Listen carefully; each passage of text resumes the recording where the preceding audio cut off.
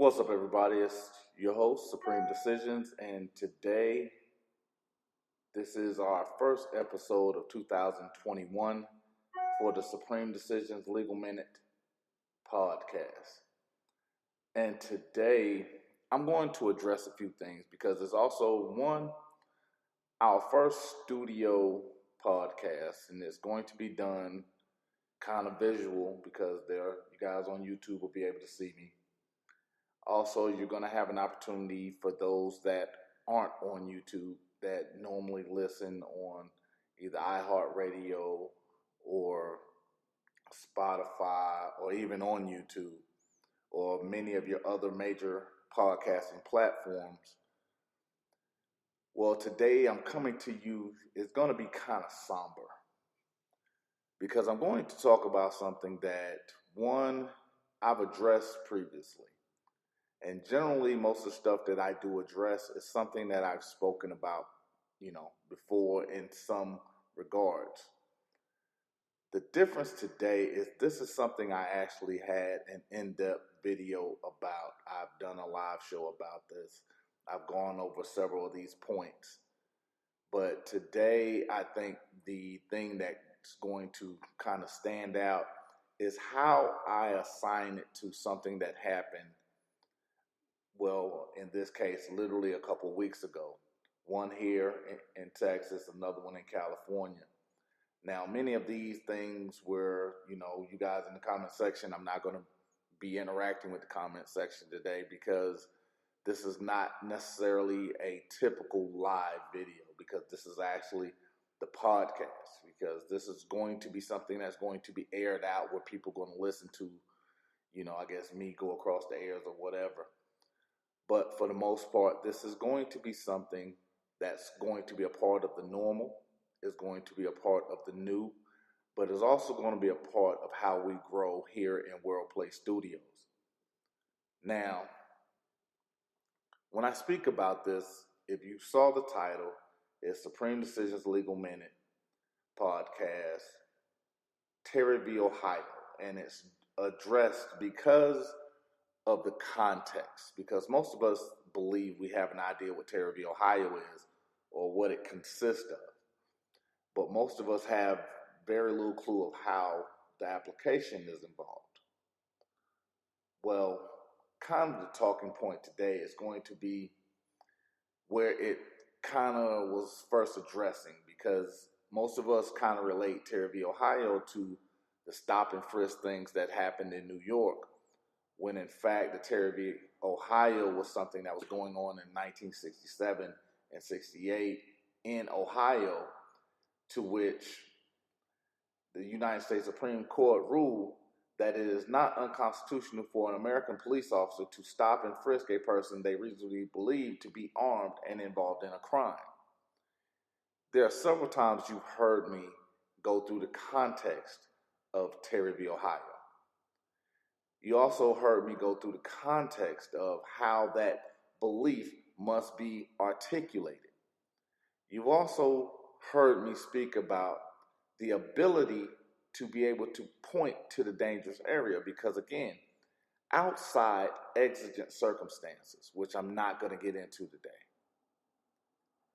they need permission from either the person that they're searching or they need permission from a judge. And this is something that I've shown you over and over again, because I spoke about how in the city of Prince, Jordan B. City of Prince, they're not hiring police officers that are quote unquote intelligent. They generally hire someone with an IQ less than 104. I also talked about these people being the people that are employed at McDonald's. And the reason why I use McDonald's is because, one, it's a popular restaurant, which most of us become frustrated with because of all the mistakes they make. But when I do that, I'm letting you see the correlation between someone that swore to uphold, protect, and defend and the exact same mentality of someone that can't get your fries hot, that can forget your shake, that forgets to put cheese on a cheeseburger. simple things. But these are the people that are being hired. These are, again, not my words. These are things that are found in the Supreme Court decisions. My observation of them and my bringing it to you, that portion is pretty much an opinion. But for the most part, it is still something that is etched deep in our own, the hell, it's in the fabric of our judicial system. Because generally, whenever you're saying a police officer is not for a good time, but then we're looking to make excuses, because that's what this podcast today is for. It's for my police apologists.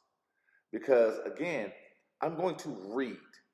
Because for some reason, most people don't believe that I'm reading, even though I'm giving you the court cases.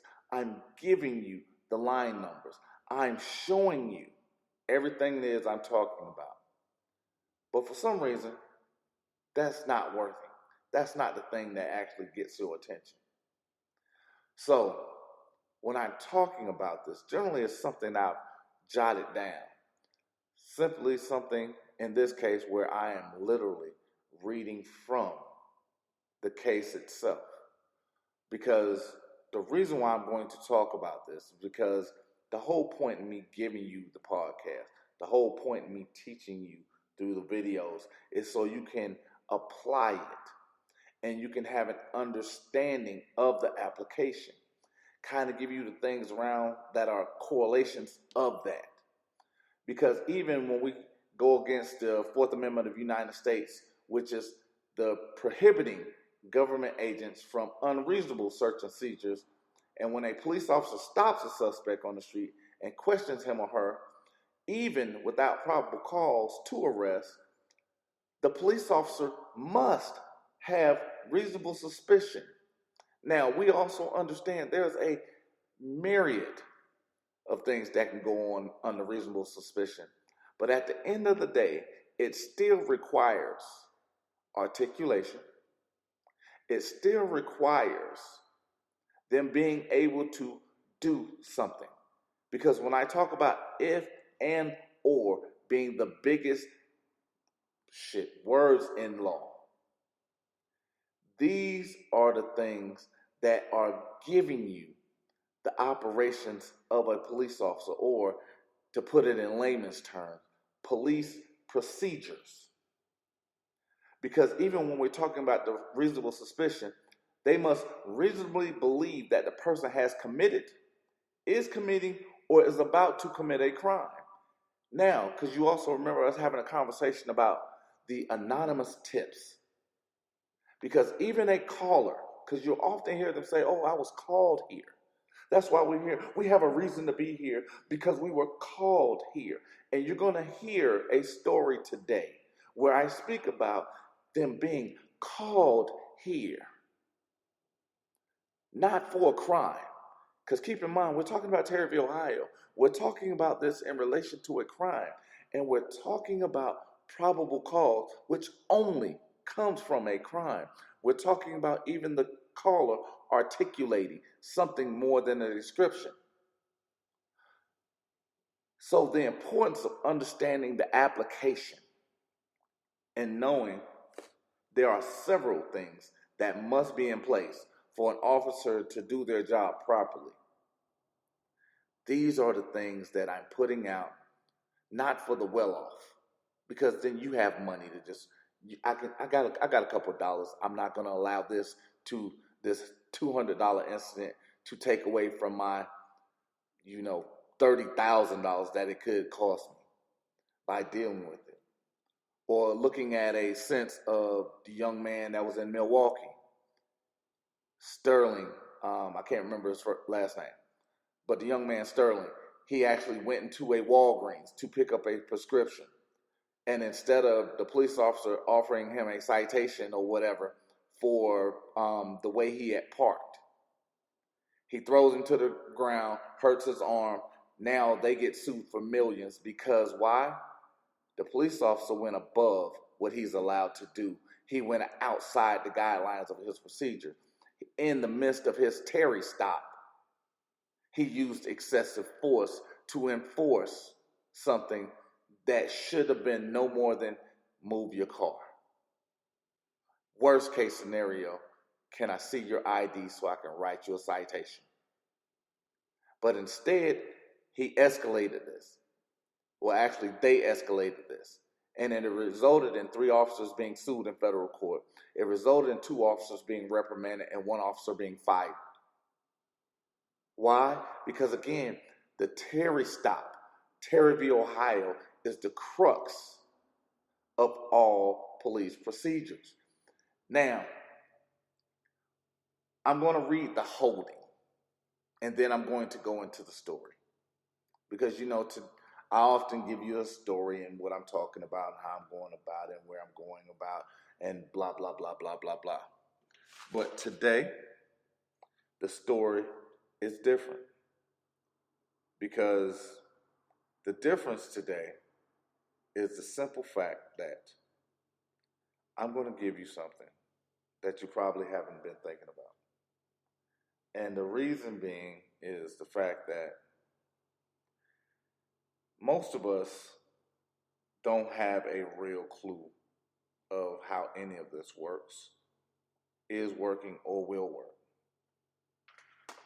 So, when we're talking about it, for whatever reason, why is this thing? Boom. I don't want to. Okay. Is it still recording? That's all I care about. But anyway, what happens is the police officer may stop a person if they have a reasonable suspicion that that person has committed or is about to commit a crime. If they have reasonable suspicion that that person is armed and dangerous without violating the Fourth Amendment prohibition on unreasonable search and seizures, the police are allowed to search or stop and frisk that individual. Now, in the context of this, we're going to go to this lovely place called Plano, Texas. Now, the story is, on February 18th, this young man, 18-year-old R.J. Reese, most of them refer to him as a gentle giant. Now, what I'm going to not do, because in my view of this, I don't believe this was a racially motivated stop. I think it was still 2 stupid individuals that approached Mr. Reese. But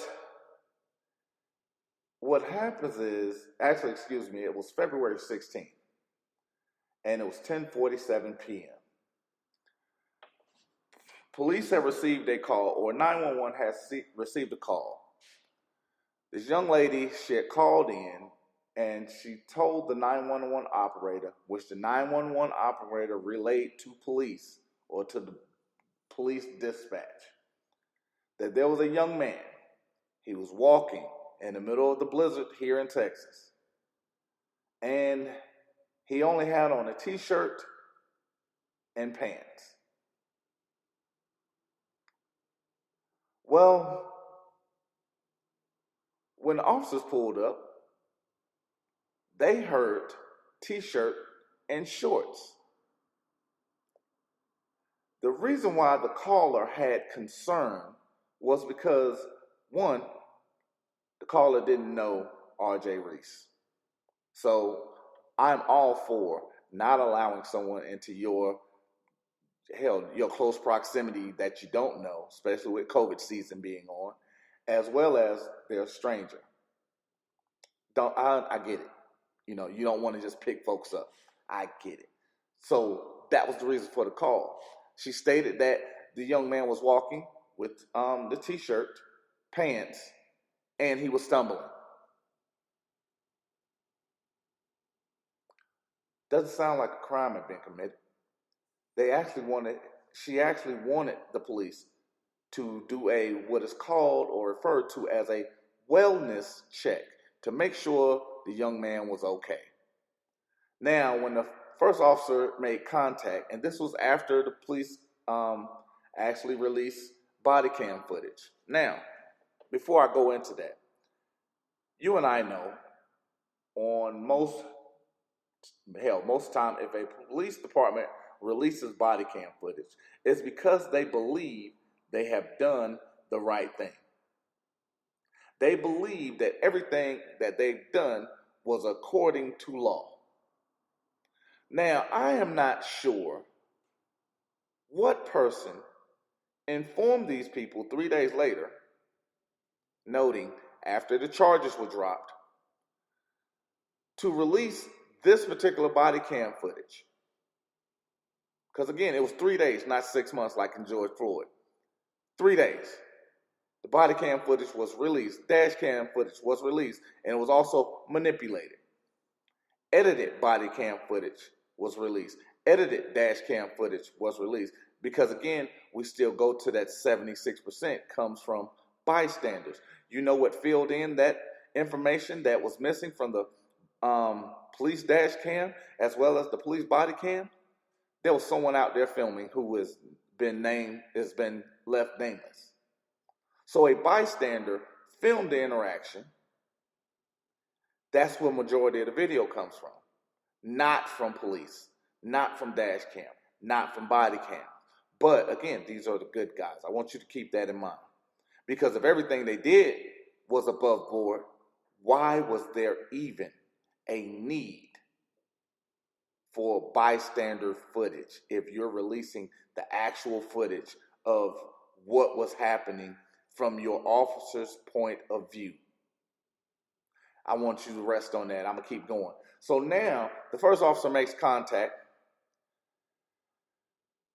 and she asks, "Are you okay?" Watching the video,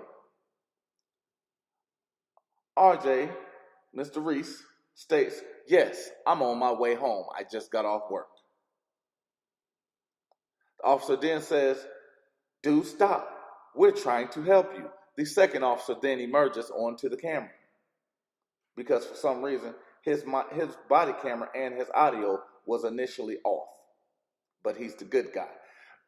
So, "Dude, stop. We're trying to help you." In the middle of a blizzard, this young man has on a t-shirt from work.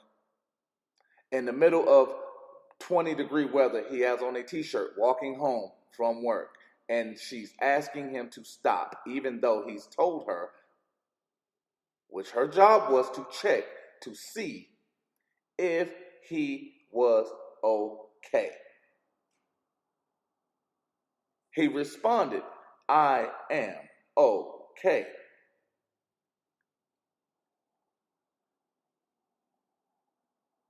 "Hey man, you're trying to get home?" Mr. Reeves responds, "I'm straight. I'm going home." They follow him. One of the officers cut him off to stop him from walking in the middle of a blizzard with a t-shirt on. In 20-degree weather with a t-shirt on after he had worked the entire shift that day. After he had stated he was good. After their job, their duty, their fulfillment of such act was completed. They were just going out there to make sure he was okay. That was all they were required to do. That was all they were asked to do. They asked, he answered, they persisted. When I talk about this being a revenue generating system,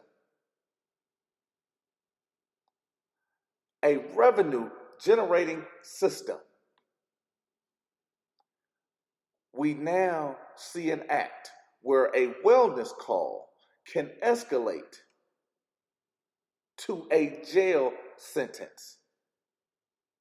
So when we speak about 2 out of every 3 times a police officer makes a decision, it is wrong.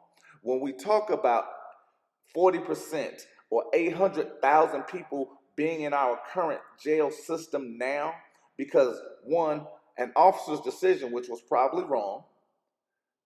took something that was not a crime, made it a crime, and now they can't make bail. They end up sitting in jail, losing their job, creating someone that is in poverty that is going to likely become part of recidivism.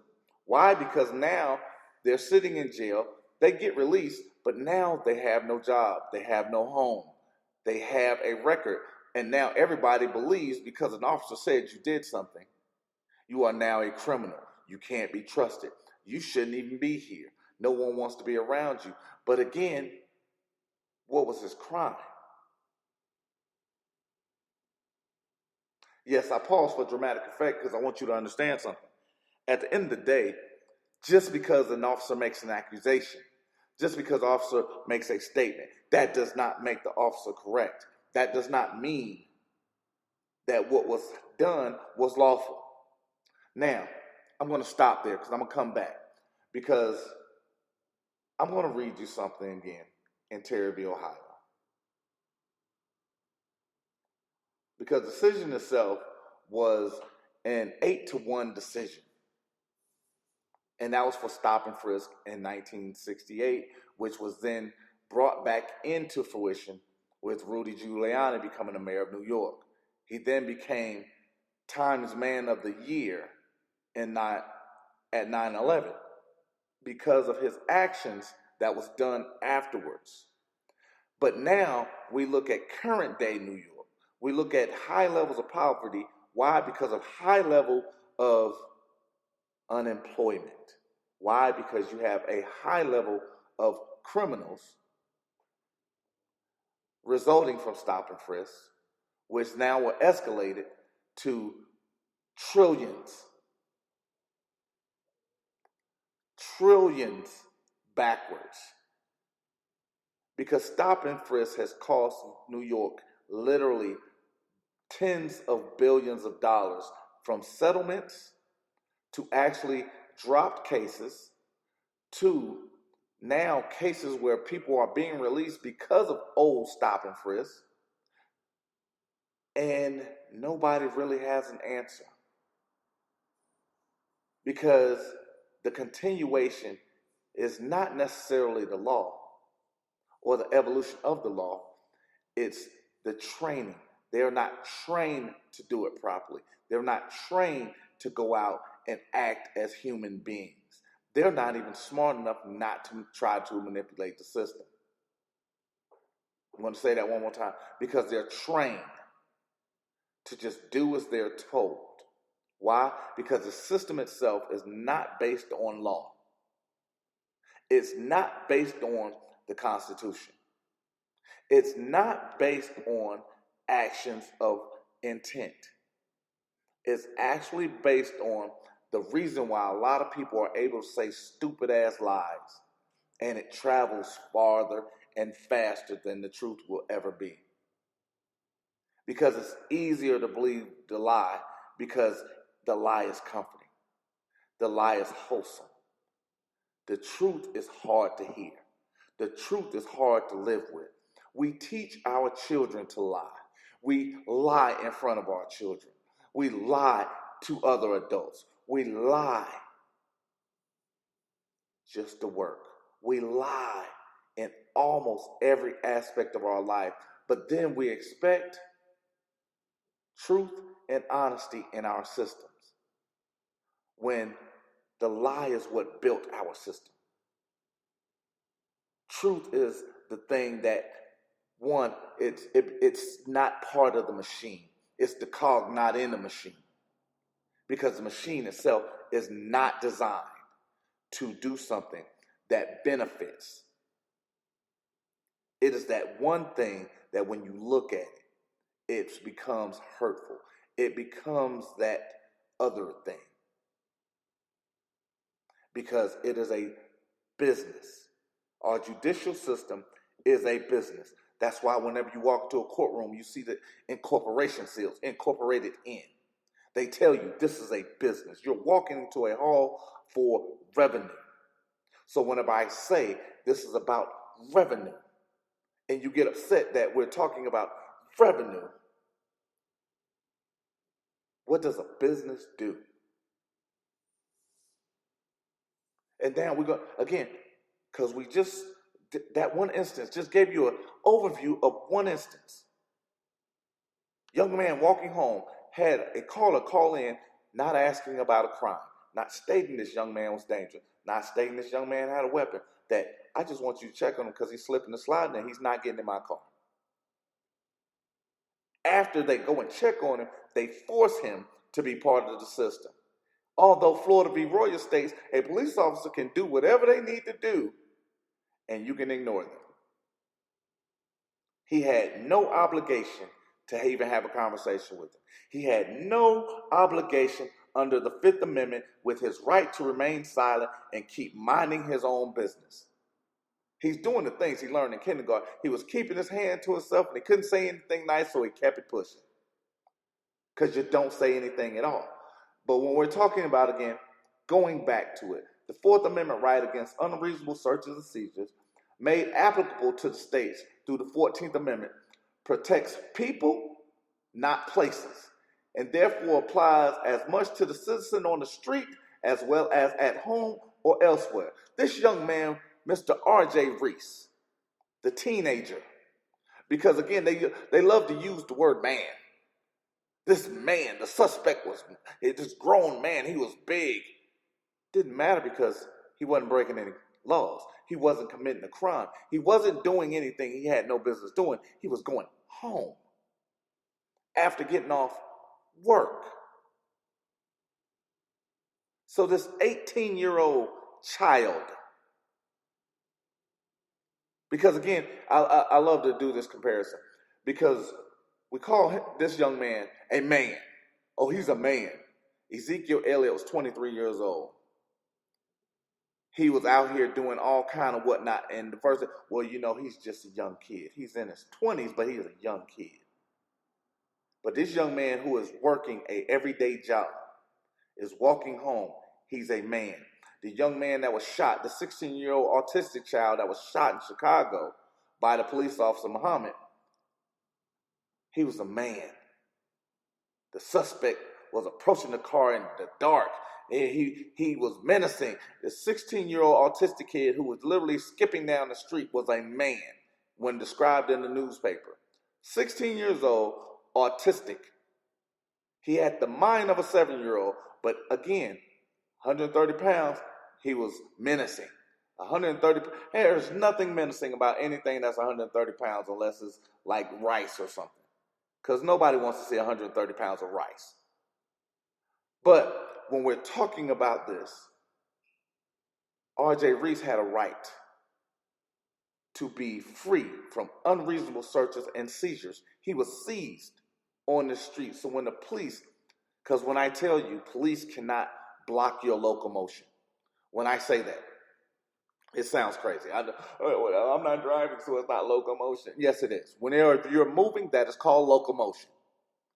Because again, I'm giving you these terms because these are the terms that are discussed in law. In law, that is locomotion. These are the things that you will use. These are things that you will write down. These are things that you need to know how to spell. Because again, they don't use ebonics in law. You can't write a motion when you're sitting up here trying to abbreviate everything. Because WTF does not work on a motion. It does not work in a courtroom of any liking. This is one of the reasons why I don't allow my children to send me back ebonics. I don't allow them to send me back things where they're not spelling correctly, where they're not using proper grammar. Because again, I go off into a tangent, but now I have to give you something else. One of the things I did as a basketball coach, we had the kids, they were out doing whatever it is they wanted to do. So after we had our second loss, I asked them, I saw you ready to learn how to win now. All of them said yes. So we went out to practice, they went out to practice and they were playing around. I stopped practice. I got my 3-year-old. I started giving instructions to my 3-year-old. They then followed behind the 3-year-old.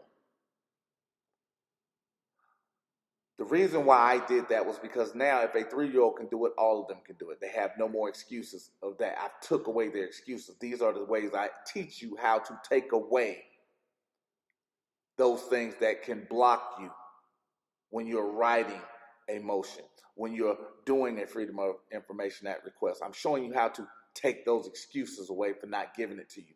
Now, check this out. One of the things I told them was, now, after today, you're going to practice like champions. Every aspect of your life is going to be as a champion. So now, when I'm talking about the grammar, when I'm talking about being grammatically correct, when I'm talking about proper spelling, it's you practicing as a champion, you being a champion, you moving forth in everything that you're doing and progressing through as a champion. So when I'm talking about the application and how this young man, R.J. Reese, was protected from an unlawful seizure because his locomotion was restricted by an officer without just cause. And I do mean C-A-U-S-E, out just cause, without just cause. Because again, the police officer is a servant. He needs permission to stop you. He has to either get it from you or he has to get it from a judge. Because why? Because I even informed you of Terryville, Ohio. If he restricts your locomotion, that is a show of authority stop, which is a seizure. And by law is illegal without what? Probable cause of why.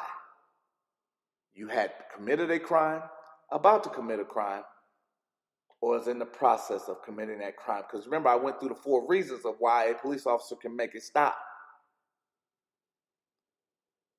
And one of them was witnessing a felony. They didn't witness anything. The caller didn't say a crime was committed, but yet they were still restricting this man's locomotion without just cause. So now we go on to 2. The issue in the case is not the abstract priority of the police conduct, but the admissibility against the petitioner of evidence uncovered by the search. Here's the great part about that. When they searched this young man, he had groceries. Why? Because he works at a grocery store. What was he doing with those groceries? Taking them home to be cooked. By who? His parents.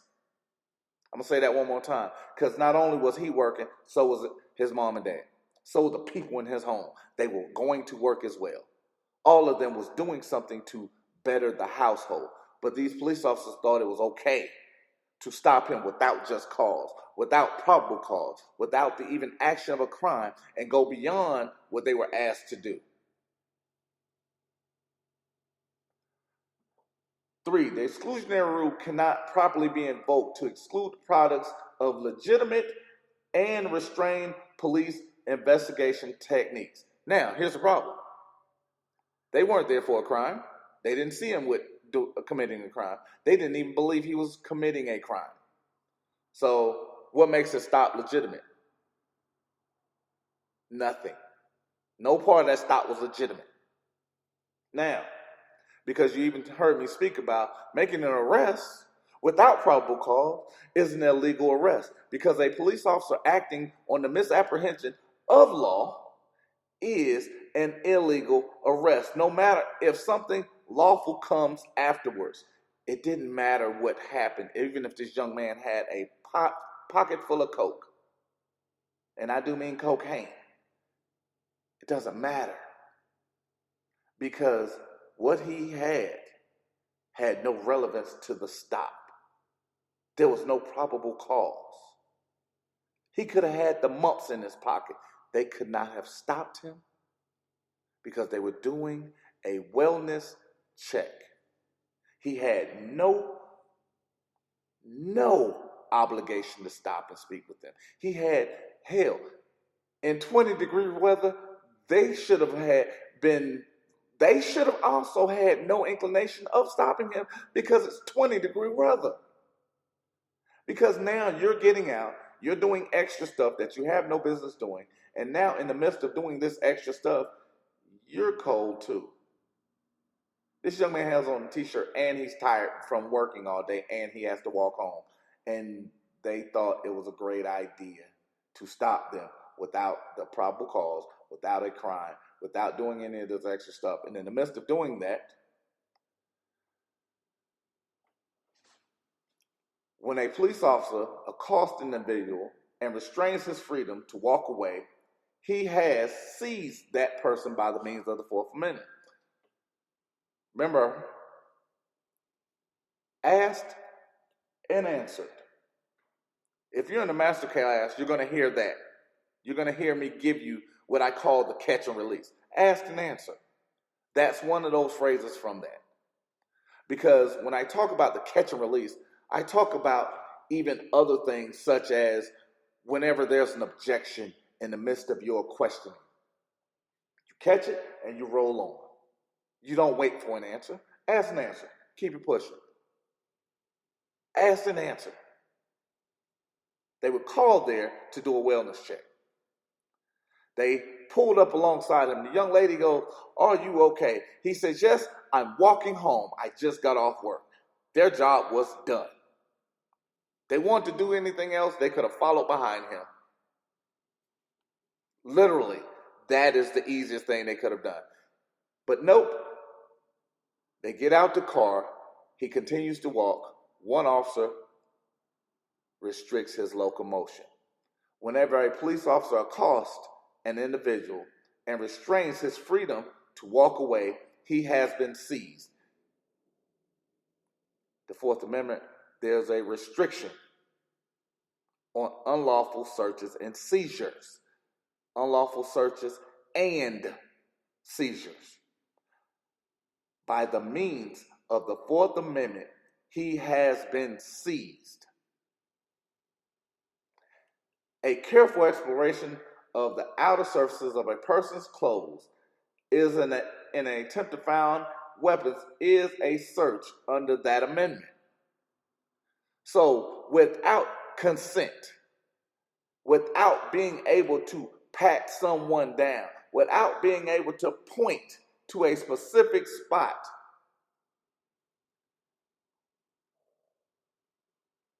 the careful exploration of the outer surfaces of a person's clothing is an attempt to find weapons, is a search under the Fourth Amendment. So, patting someone down. Oh, that's a pat. That's not a Terry stop. Pat and frisk is the exact same thing. Because if I pat a woman down on her ass, guess what she's going to do? She's probably going to slap me in my face. But at the end of the day, I'll say, "Oh, no, I wasn't feeling on your butt. I wasn't grabbing your butt. I was patting it. No, I wasn't frisking you up. I was patting it." It's still an intrusive touch. It is still unlawful, whether it's done by myself or whether it's done by a police officer.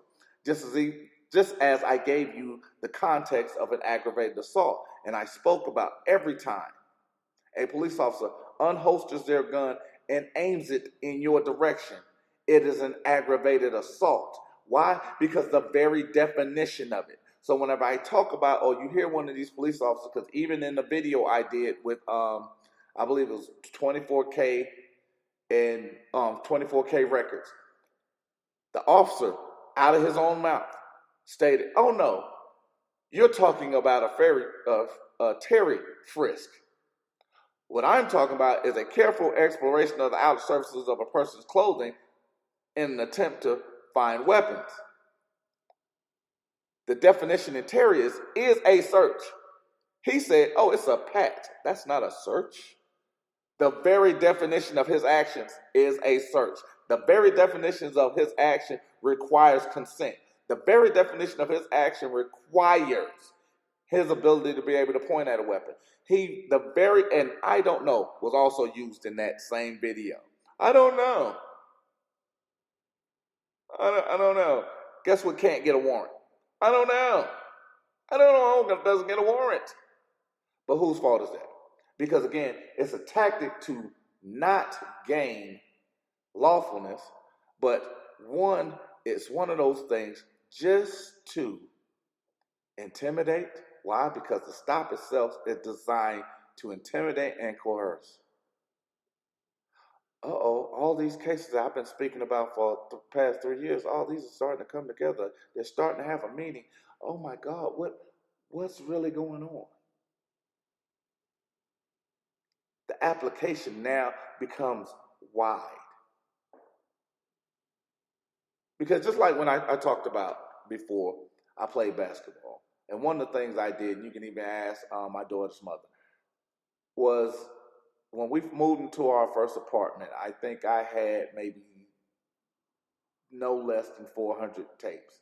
And I literally watched them daily. Like I wore out multiple VCRs because if I wasn't playing ball, I was watching ball. I was watching footwork. Because what I was doing was not only setting up something to improve me, but I was also examining something to break apart those that I'm going against. That's what these are. We're creating muscle memory. When I talk about the programming, that is programming. When you're constantly seeing the wrong thing done on TV and it's being exonerated. When you constantly see the wrong thing done in the news and it's constantly being exonerated. When you hear people say wrong things and then when you're given the truth, it's more difficult to accept because the muscle memory itself is the lie that's been told to you. It's the lie that's been etched in the very fiber of your being. So when the truth gets to you, it's harder to bring in because your muscle memory has the lie from multiple sources except for the one that matters. So whenever this young man was stopped, I don't know if he knew it or not that he didn't have to participate, but he made a choice because he understood he had the right to remain silent. And part of his silence was to continue walking. Why? Because they had not articulated that he was under arrest, nor that he had committed a crime. They was there for a wellness check. Now, I'm going to stop there because I'm going to come back because there's a couple more. But I'm going to come back because on February 18th, because I think this is why I got them mixed up a little bit, there was a young man and also a video of California cops who fatally shot this young man, 42 years old, for the heinous crime of jaywalking. Now, again, it's a 12-minute clip. It also is a combination of not only dash cam footage, but of cell phone footage of a bystander and surveillance footage from a business. Guess which has the shortest amount of footage? Yes, the footage from the police. So again, this footage comes out, I believe, 4 days after the incident happened. Not necessarily because the police wanted it to come out, but it was because it was forced out. And now what they were doing, because the young man that was killed in this is Kurt Andreas Reinhold. And what happens is Reinhold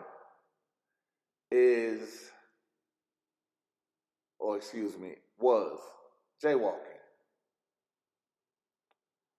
And the picture that was released by police in Orange County is a picture of Reinhold with one police officer with a knee in the middle of his spine, the other one holding him face down on the concrete in a chokehold, and Reinhold's arms straight out, seemingly by the officer's belt. Now, here's the rest of the story. In the context of this, I had a young man, I believe it was Dexter, who had, and Dex, he can correct me if I'm wrong. I was talking about traffic citation, which was, a REN BUS issue. And he brought up the fact that, traffic incidents or traffic infractions are safety issues. Well, I'm going to tell Dex he has no argument with me there. But here's the problem. He didn't say it was law.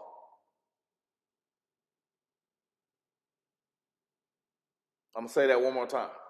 Because officer discretion is exercised each and every time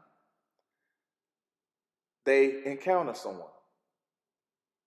Now, here's where the officer discretion falls in, because it involves two separate officers of the same, I guess, precinct. They were not in the same car, but they were kind of buddied up on this particular area. And here's where the argument for those that talk about, well, there are some good officers.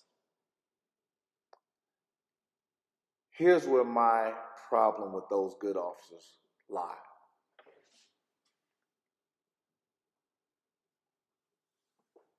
One officer yells out, because again, they don't give the officers' names at all.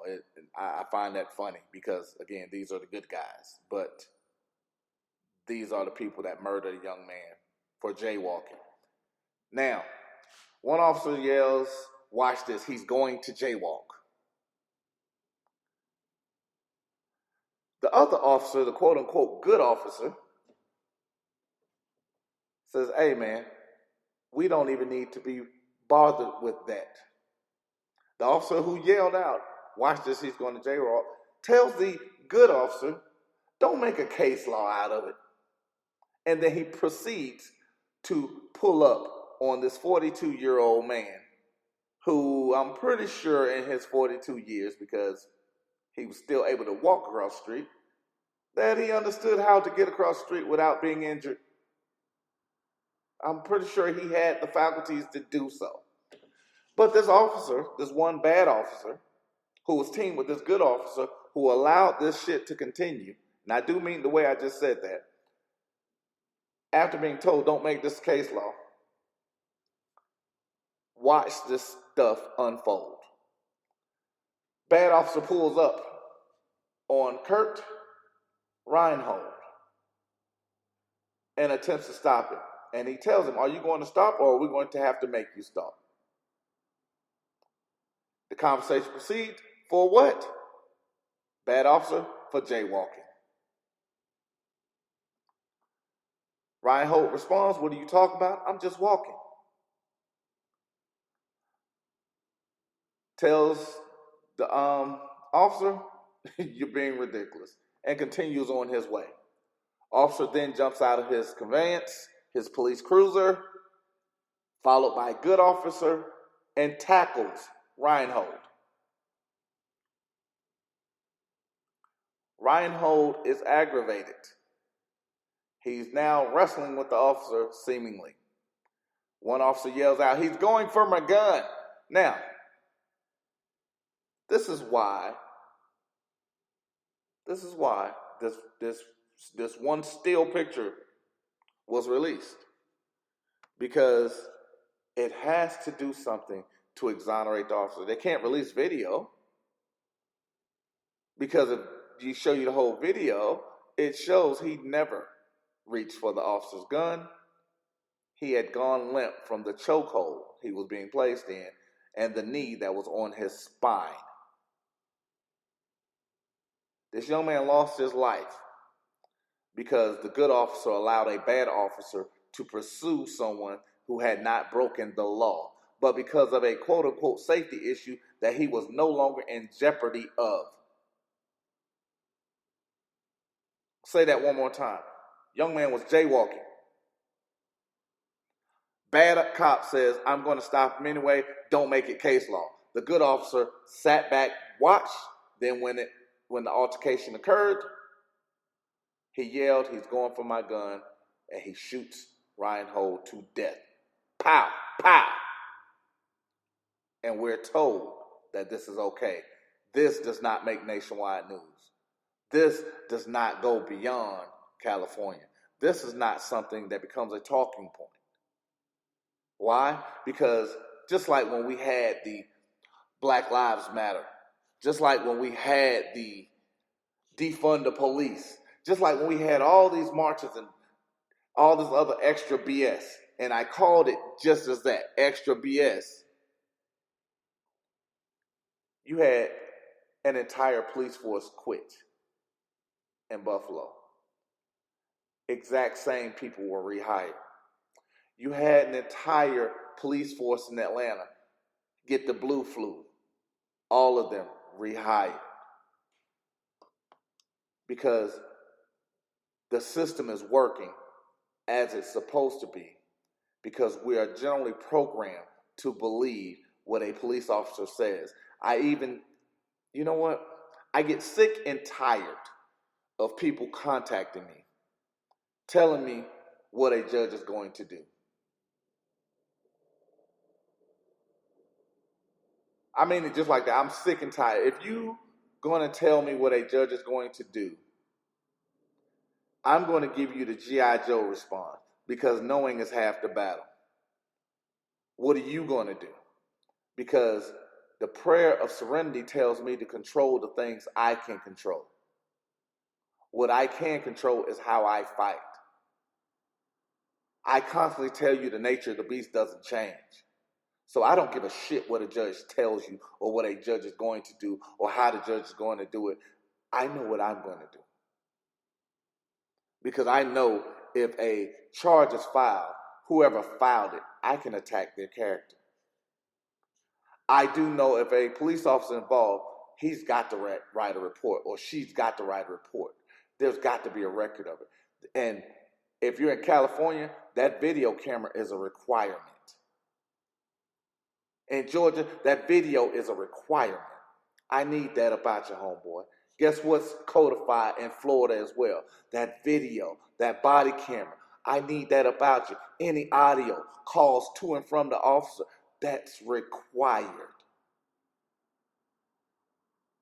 So when am I giving you these things? I'm programmed to fight. I'm not programmed to listen to the lie. I'm not programmed to just go ahead and let this lie just keep rolling. I have to give you what I know is the truth. That's why I'm reading it. This young man's locomotion was restricted, not because he broke a law, but because an officer took it upon himself to do something that was unlawful to begin with. And then it's looked at as okay and then swept under the rug. Why? Because it's part of the programming. That is the lie that's being told to you. It's the lie being told to your vision. It is telling the lie to your vision. That is why when we talk about it, a lot of times we don't understand the code that's being sent to us, the programming that's being sent to us, because the lies that's being told to our vision is being told through television. It's being told through our phones. It's being told through our computers.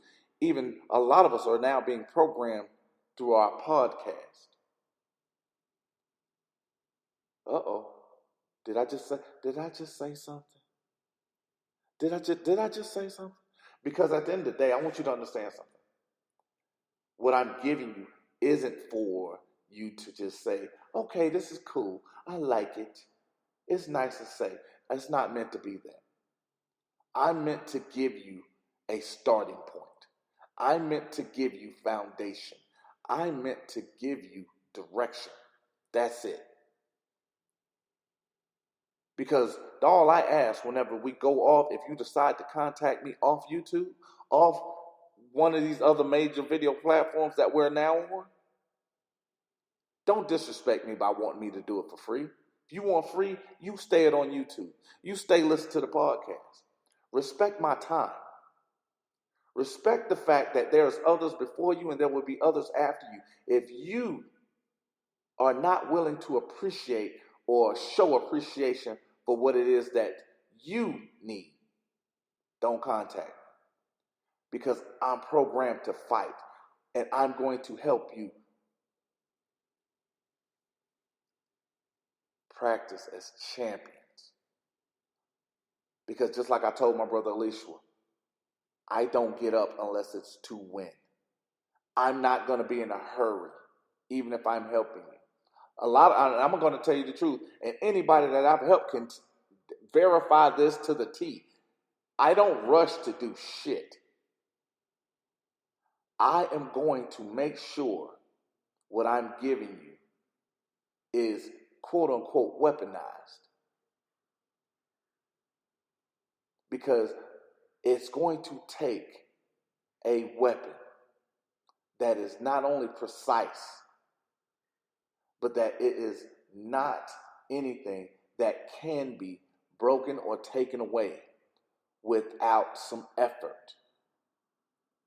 So I'm not going to rush. It's going to be somewhat meticulous.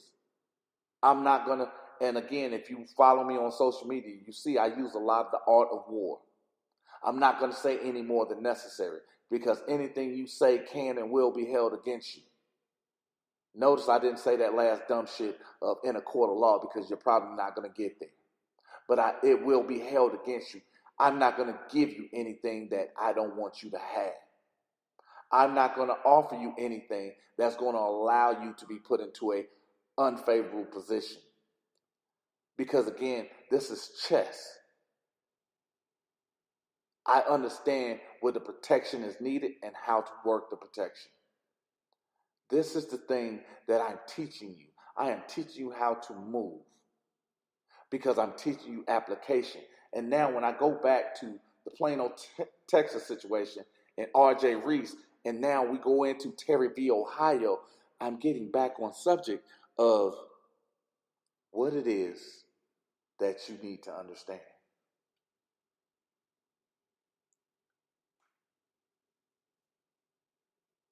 I want you to understand the application. That's the thing that you need. The application, the sight, the desire, the want, the will to push forward. Because I'm going to give you the weapons. Because the pen, in this case, is mightier than the sword. Understand, these good guys are going to use Gestapo tactics. Why? Because they don't want you to know the truth. They don't want you to spread the truth. That's why they don't offer up the truth. Uh-oh. They don't want to go to trial. Why? Because they don't have the truth. Because when they talk about the truth will set you free, only if you understand how the truth applies to you. Because now I'm going to read off these last few sections. The reason why I did it that way is because most of this next part does not deal with either of those two situations. Parts do, most don't. So that's why I want to separate them. Because again, you still need your pen and paper. You still need to make sure you got your drink and crackers. You still need to make sure you are paying attention to what's being said in front of you. Because again, I told you I give you a full meal. I'm not going to give you a snack. I'm going to give you some sustenance that sticks to your ribs. I'm going to give you something that you can take with you when you leave from here. I'm going to give you something that allows you to be a champion. Because that's what this academy is doing here with the masterclass. We're building champions. We're showing you how to win, period. Not just win in Georgia, not just win in Texas.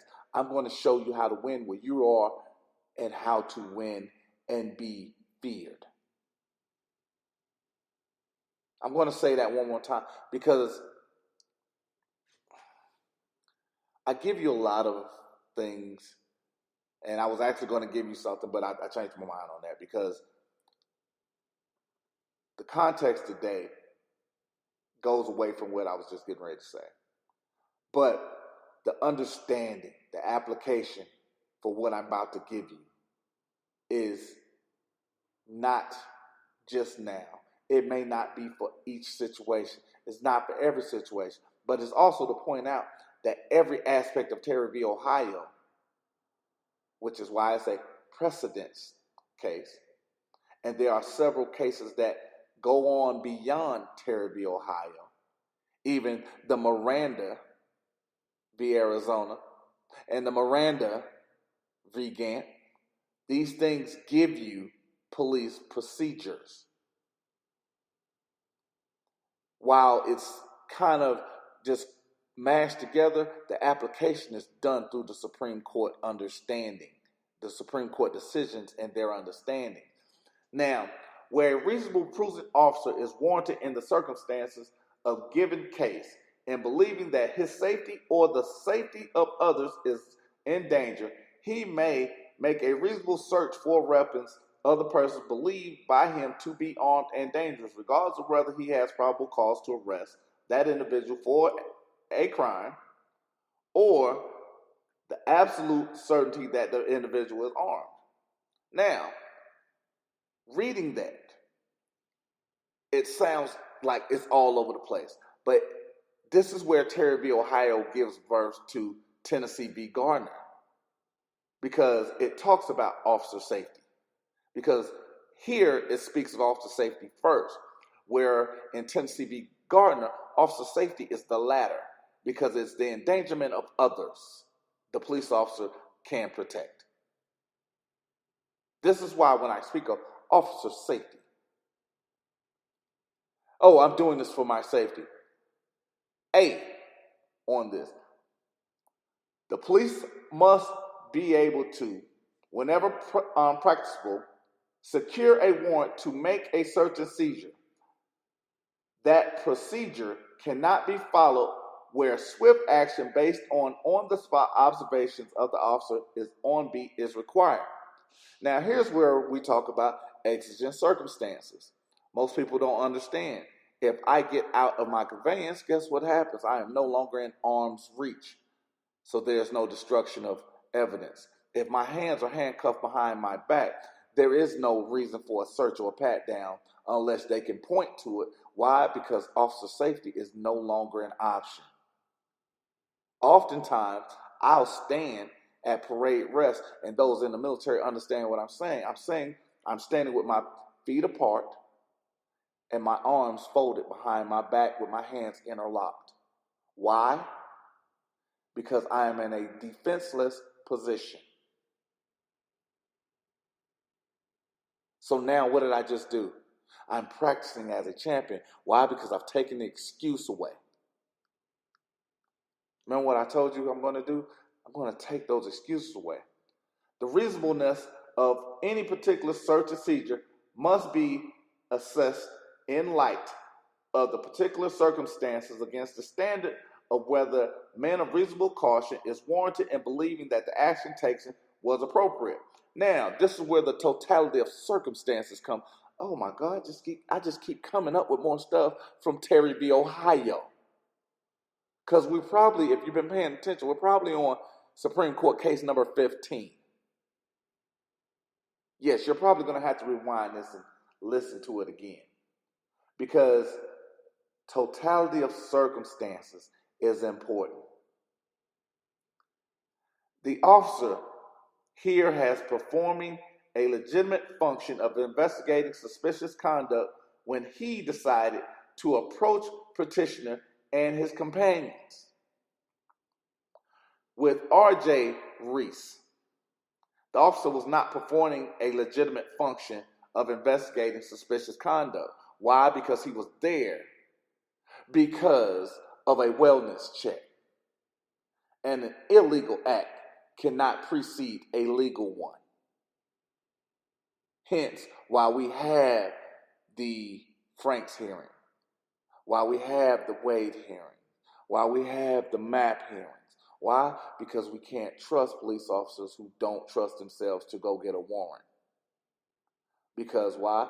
US v. Sharp doesn't allow them ample time because it doesn't allow for BSing. You go out there, you handle your job. Because again, had they done what they were supposed to do, this young man would not have had the charges dropped against him, and he would not have been arrested. Because it wasn't the police officers who dropped the charges. They actually arrested him for what? Not participating in it, because he doesn't have to talk to them. Obstruction. You're obstructing my investigation on how you are feeling. I don't have to. I don't have to talk to you. Because why? I have the right to remain silent. I have the right to go on my way. Florida v. Royer. Even if you're yapping, that has nothing to do with me. An officer justified in believing that an individual whose suspicious behavior he is investigating at close range is armed may, to neutralize the threat of physical harm, take necessary measures to determine whether that person is carrying a weapon. Now, the vagueness of that statement. Because again, their belief.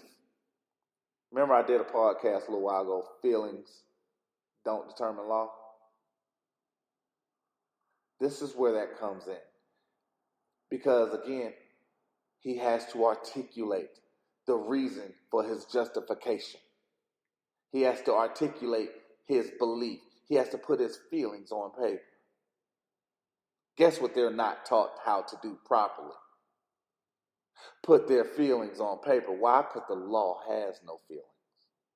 The law don't care either way. Because that's why they have to use specificity and particularity. You have to be very specific and you have to talk about something very particular. See how that eliminates your feelings? Because even a warrant requires specificity and particularity. Has nothing to do with your feelings. But you have to be able to articulate them to justify with the totality of circumstances. Now, a search for weapons in the absence of probable cause to arrest must be strictly circumscribed by the exigencies of the situation. Exigent circumstances. Now I'm going to read this for the layman. A search for weapons in the absence of probable cause to arrest must be strictly supervised, scrutinized by exigent circumstances. What did I tell you was some of that? Actually, I just gave you 3. And again, these were things I did to disarm the police. I would get out, put my hands at parade rest. A couple times I even threw my keys. Go get your warrant. Go get your warrant. We'll handle that. Yeah, do what you do and I'm going to do what I do. Guess what wins?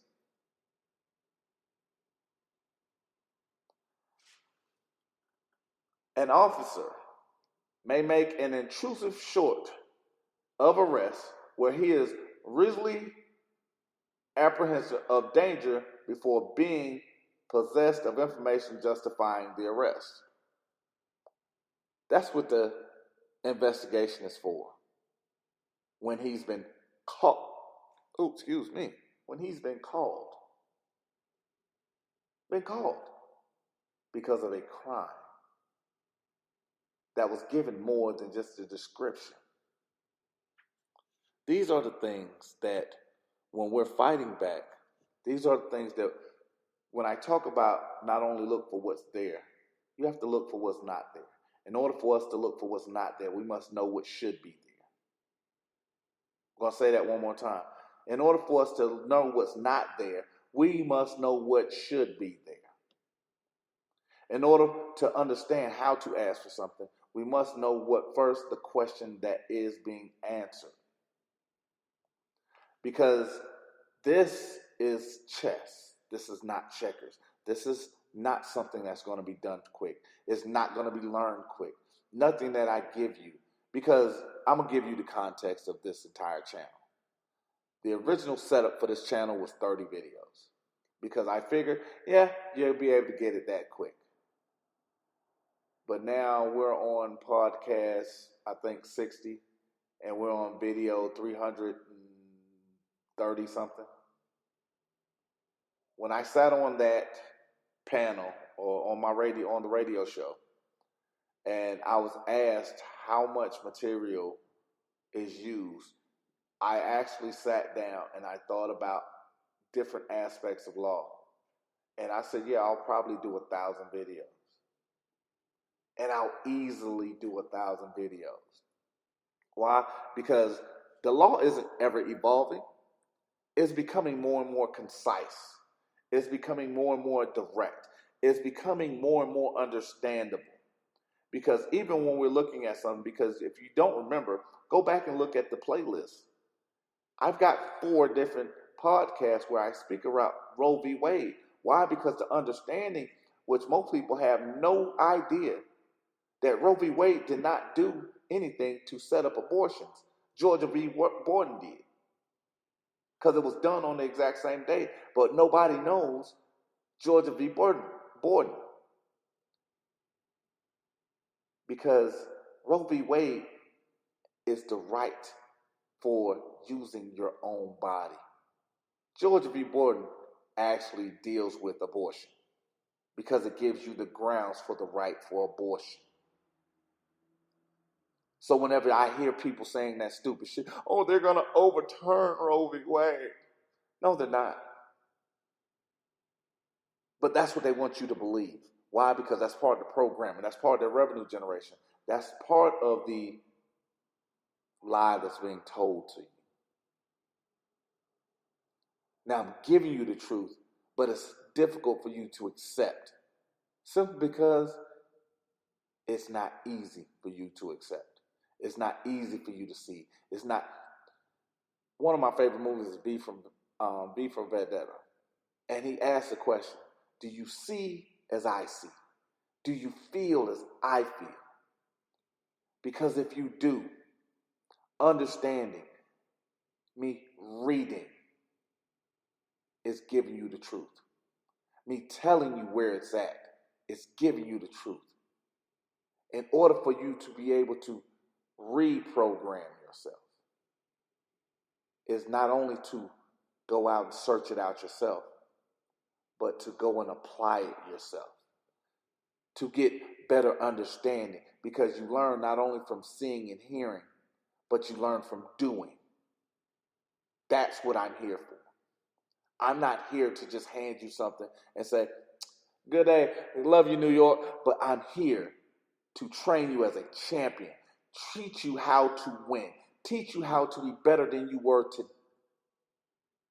teaching you how to be better tomorrow than you are today, guiding you to a point to where you're able to stand and walk on your own, and you're able to move beyond where you're at. These are the things that I want to give you. These are the things I want to share with you. These are the opportunities I want to make sure we all have. Because one of the things we do have is the right to be free. Regardless of who it is or what it is. We have the right to be free. And it wasn't given to us by a state. It wasn't given to us by a government. That is literally our participation trophy. Because we're here, we have the right to be free, but we also have the right to learn what freedom is. We have the right to learn what freedom is. We have the right to learn what freedom is. And not only do we have that right, those that have the ability to learn should learn and then apply it, because that application is what shines the truth through. Because when I shine my light, I give you permission to shine yours. Understand, when my light is shining, I'm giving you permission to shine yours, because that is the only way the truth gets through. Now, I'm going to give you these last couple, and then we're going to call it a day. But these podcasts are going to be regular. The videos are going to be more daily. This is where we're going to do. Why? Because this now is the function of World Play Studios. This is what the World Play Studios is for. To make sure that we don't make America great. We make Americans great. We make humans great. We make us champions when we're given that contract to fight. Now, the officer's protective seizure of the petitioner and his companions and the limited search which he made were reasonable both at the inception and as conducted. Now, understand, this context is talking about the Terry stop itself. but the actions of the petitioner and his companions were consent and consistent with the officer's hypothesis, that they were contemplating a daylight robbery and were armed. Now, I'm going to say one thing too, because I told you guys, whenever I speak about this, I'm talking about they are scientists, which is why they're wrong 2 out of every 3 times. Because what they're doing is creating a hypothesis and then creating or finding evidence to fit their ideas. I'm going to say that one more time. They're creating a hypothesis and finding evidence to fit their hypothesis, their guess. That if you look up the scientific meaning of hypothesis, it means to guess. Guess was not allowed. And officers using a hunch or guessing. But what happened in this situation? The suspect gave consent. The officer's search was confined to what was minimally necessary to determine whether the men were armed, and the intrusion, which was made for the sole purpose of protecting themselves and others nearby, was confined to ascending to the presence of weapons. Again, those 2 statements were actually thrown out. Why? Because of consent from the people that he was encountering.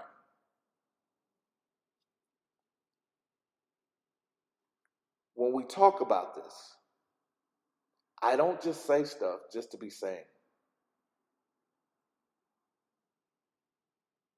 The last part of Terry v. Ohio deals with the chain of custody. This is something or another avenue for attacking. This is another avenue for which, again, procedure is dealt with or dealt on. This is another opportunity for you to show what is greater for you. So now, whenever I say go ahead and get your pens and paper ready, get your popcorn, get your drinks, because I'm going to be here for a minute. This is what I'm talking about, because I'm training you to be a champion, because you don't need to call me every time, but you do need to call me one time. And every time you do something that's great, show appreciation. The donation links are there. Apple Pay is there. The support links are there for the podcast. There's opportunities for you to show that you appreciate the information being given to you. Because when I do a video and I talk about the cost of the things that I'm giving to you, it's going to blow your mind. And then I tell you about less than 5% of the people that watch actually support or have supported. And then when I talk about those that have been here for the longest, there's no way I could ever repay these people. And one of those people is Parham. I appreciate that young man until the end. Joshua, Josiah, Robin. Like, there's a armful of people that I want to reach out and give a hug. Muhammad, Carlos, Isabella. You know, there are just a lot of people that I could just name. And if I didn't name you, don't worry about it. I still love you. Just want you guys to know that this is not easy, because at no point is any challenge that changes not only you, it changes your lifestyle. It's going to be something that's going to be easy. And if you're looking for easy, you can either unsubscribe or go somewhere else. You're looking for fluff, you can unsubscribe or you can go somewhere else. But if you're looking for substance, if you see as I see, if you feel as I feel, if my light is bright enough for you, then you can actually ride with Supreme. And on that note, I love you guys, and Supreme out.